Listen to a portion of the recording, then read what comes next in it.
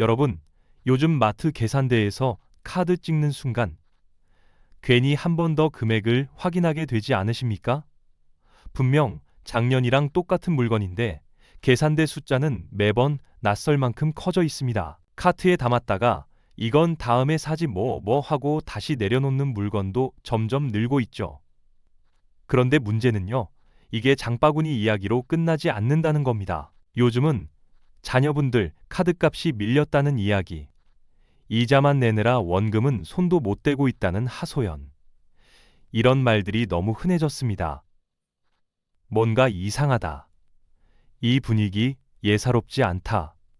여러분도 이미 느끼고 계시죠? 1997년 IMF 외환 위기를 겪으신 분들이라면 지금 이 공기가, 이 느낌이 묘하게 익숙하게 다가오실 겁니다.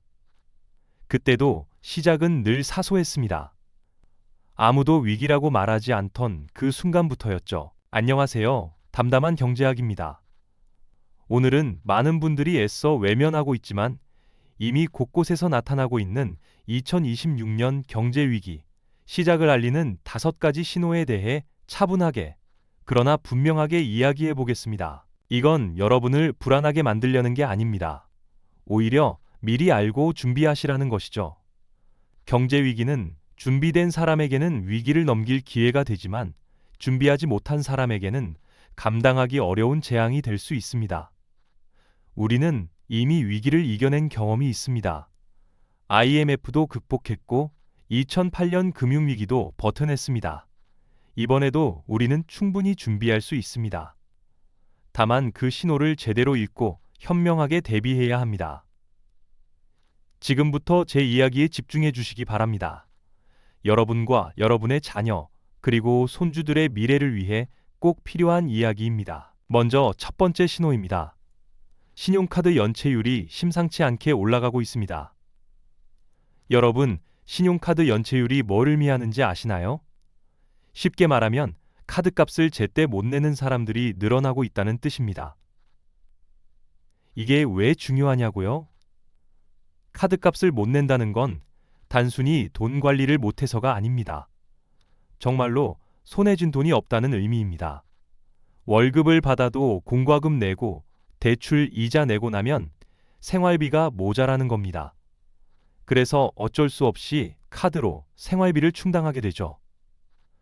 그러다 보면 다음 달에는 카드값까지 갚아야 하니 더 막막해집니다. 더 큰 문제는 이런 분들이 다른 카드로 돌려막기를 시작한다는 겁니다. A카드 값을 갚으려고 B카드로 현금 서비스를 받고 B카드 값을 갚으려고 C카드를 쓰는 악순환이 시작되는 것이죠. 이렇게 빚이 눈덩이처럼 불어나면 결국 어느 순간 감당할 수 없게 됩니다. 통계를 보면 더 심각합니다. 서민들이 주로 이용하는 저축은행이나 캐피탈 대출의 연체율이 계속 상승하고 있습니다. 이건 우리 경제의 가장 아래쪽부터 균열이 시작됐다는 신호입니다. 건물도 기초가 흔들리면 무너지듯이 서민 경제가 무너지면 결국 전체 경제가 흔들릴 수밖에 없습니다. 혹시 자녀분들 중에 카드를 여러 장 쓰시는 분 계신가요? 한번 조심스럽게 여쭤보시는 것도 좋을 것 같습니다. 물론 자녀 일에 간섭하시라는 게 아니라 혹시 어려움이 있다면 함께 해결 방법을 찾아보자는 의미입니다. 빚은 숨기면 더 커지고 털어놓으면 해결 방법이 보일 수 있습니다. 두 번째 신호로 넘어가겠습니다. 역사는 반복된다는 말 들어보셨죠? 지금 세계 경제가 1929년 대공황 직전과 묘하게 닮아가고 있습니다. 특히 미국의 상황이 그렇습니다. 1929년 당시 미국 대통령은 허버트 후버라는 분이었습니다. 이분이 집권하면서 한 일이 뭐였는지 아십니까? 바로 관세를 대폭 올린 겁니다. 미국 제품을 보호하겠다며 외국에서 들어오는 물건에 엄청난 세금을 매겼죠. 그 결과가 어땠을까요? 다른 나라들도 똑같이 보복 관세를 매기기 시작했습니다. 세계 무역이 얼어붙었고 모든 나라의 경제가 동시에 무너졌습니다. 이게 바로 대공황의 시작이었습니다. 역사책에서만 보던 빵 한 줄 받으려고 수백 명이 줄 서는 그 참혹한 광경이 현실이 된 겁니다. 그런데 지금 다시 비슷한 일이 벌어지고 있습니다. 도널드 트럼프 전 대통령이 중국산 제품에 높은 관세를 매기겠다고 했고, 중국도 맞대응하고 있습니다. 관세율을 보면 1930년대 수준으로 올라가고 있다는 분석도 나옵니다. 여러분은 이게 미국 이야기니까 우리랑 상관없다고 생각하실 수도 있습니다. 하지만 절대 그렇지 않습니다. 우리나라는 수출로 먹고 사는 나라입니다. 삼성, 휴대폰도, 현대자동차도, LG 배터리도 모두 외국에 팔아서 돈을 벌어오죠. 그런데 세계 무역이 막히면 우리 물건을 살 사람이 없어집니다. 수출이 줄어들면 기업들이 어려워지고, 기업이 어려워지면 일자리가 줄어듭니다. 그러면 실업자가 늘어나고 결국 우리 주변 가게들도 손님이 줄어 문을 닫게 됩니다. 이렇게 연쇄 반응이 일어나는 겁니다. 역사의 교훈은 명확합니다. 보호무역주의는 결국 모두를 가난하게 만듭니다. 1930년대에 그랬고 지금도 그 길로 가고 있다는 우려가 커지고 있습니다. 우리가 직접 막을 수는 없지만 적어도 대비는 할 수 있습니다. 세 번째 신호는 두 번째와 연결됩니다. 관세율이 급등하면서 세계 경제 시스템에 균열이 생기고 있다는 점입니다. 좀 더 구체적으로 살펴볼까요? 관세가 오르면 가장 먼저 물가가 오릅니다. 외국에서 들여오는 물건값이 비싸지니까요. 우리가 마트에서 사는 물건 중 상당수가 수입품이거나 수입 원자재로 만든 것들입니다.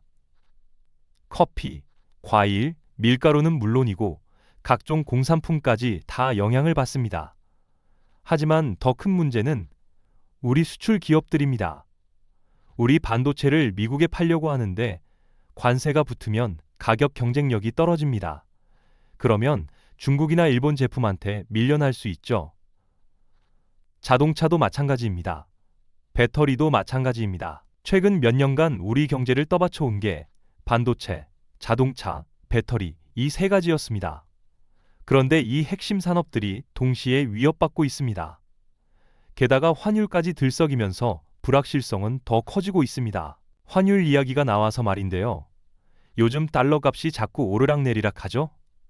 이것도 세계 경제가 불안하다는 신호입니다.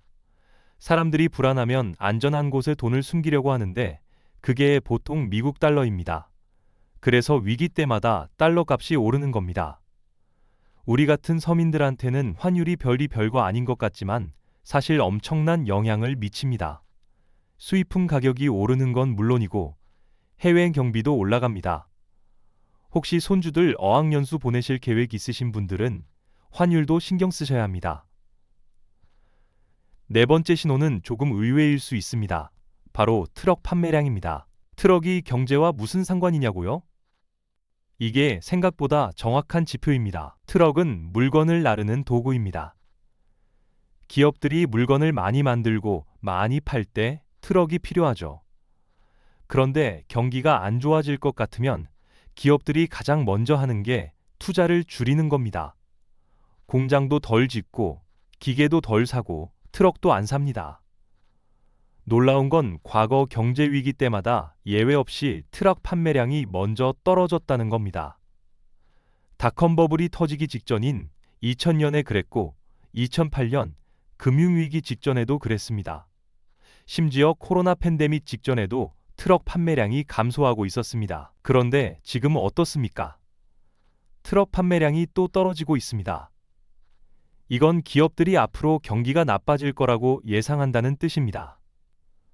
기업가들은 바보가 아닙니다. 현장에서 피부로 느끼는 게 있으니까 미리 준비하는 겁니다. 트럭 판매량이 줄어든다는 건 결국 경제 활동이 위축된다는 신호입니다. 물류가 줄어들면 일자리도 줄어듭니다. 트럭 기사님들만의 문제가 아니라 택배, 물류 창고, 도소매업 모두가 영향을 받습니다. 자영업 하시는 분들은 이미 체감하고 계실 겁니다. 손님이 줄었다, 매출이 떨어졌다는 이야기가 여기저기서 들려옵니다. 이게 다 연결돼 있는 겁니다. 마지막 다섯 번째 신호가 가장 무섭습니다. 바로 가계부채 시한폭탄과 20%가 넘는 이자율의 공포입니다. 대한민국 가계부채가 얼마나 되는지 아십니까? 국내 총생산 대비 비율로 따지면 세계에서 손꼽히는 수준입니다. 쉽게 말해서 나라 전체가 1년 동안 버는 돈만큼 빚을 지고 있다는 뜻입니다. 문제는 이 빚이 대부분 집을 사느라 생긴 빚이라는 겁니다. 집값이 오를 때는 괜찮습니다. 빚이 있어도 집값이 더 올라서 나중에 팔면 되니까요. 하지만 집값이 떨어지면 빚만 남고 집은 팔아도 빚을 못 갚는 상황이 됩니다. 더 심각한 건 금리입니다. 금리가 낮을 때 빌린 사람들은 그나마 괜찮은데 요즘 급하게 돈 빌리는 분들은 이자율이 어마어마합니다. 은행 대출도 받기 힘든 분들이 저축은행이나 캐피탈에서 돈을 빌리면 이자가 10%, 15%는 기본이고 20%가 넘는 경우도 있습니다. 이자가 20%라는 게 얼마나 무서운지 계산해 볼까요? 1,000만 원을 빌렸다면 1년에 이자만 200만 원입니다. 한 달에 16만 원이 넘는 이자를 내야 하는 거죠. 원금은 하나도 안 갚고 이자만 내는 겁니다. 이게 바로 빚의 늪입니다. 더 무서운 건 복리입니다. 이자를 못 내면 그 이자에 또 이자가 붙습니다. 눈덩이처럼 불어나서 나중에는 감당할 수 없게 되죠. IMF 때 많은 분이 이렇게 개인 파산하셨습니다. 지금 대한민국 가계부채 상황이 딱 그때와 비슷해지고 있습니다. 빚은 많은데 갚을 능력은 점점 떨어지고 있습니다. 금리는 높고 물가는 오르고 월급은 안 오르니까요. 혹시 자녀분들 중에 대출 있으신 분 계신가요? 특히 고금리 대출 있으신 분들은 정말 주의하셔야 합니다. 이자율 낮은 대출로 갈아타는 것도 방법이고 정 어려우면 금융기관의 채무조정 프로그램도 알아보셔야 합니다. 전문가 상담을 받아보시는 것도 도움이 될 수 있습니다. 여기까지 5가지 신호를 살펴봤습니다. 신용카드 연체율 증가, 1929년 대공황과의 유사성, 관세 전쟁으로 인한 세계 경제 균열, 트럭 판매량 감소, 그리고 가계부채 시한폭탄까지 하나하나가 심각한 신호들입니다. 그럼 우리는 어떻게 해야 할까요? 공포에 빠져서 아무것도 안 하면 안 됩니다. 그렇다고 무작정 투자하거나 빚을 내는 것도 위험합니다. 현명한 중간 지점을 찾아야 합니다. 가장 먼저 할 일은 현금을 확보하는 겁니다. 비상금이라고 생각하시면 됩니다. 최소한 생활비 6개월치, 가능하면 1년치 정도는 언제든 쓸 수 있는 돈으로 가지고 계셔야 합니다. 예금이나 적금처럼 안전한 곳에 말이죠. 두 번째는 불필요한 지출을 줄이는 겁니다.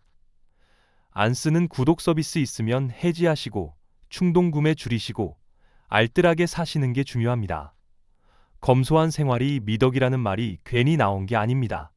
세 번째는 빚을 줄이는 겁니다. 특히 고금리 빚부터 갚으셔야 합니다. 이자율 높은 대출이 가장 위험하니까요.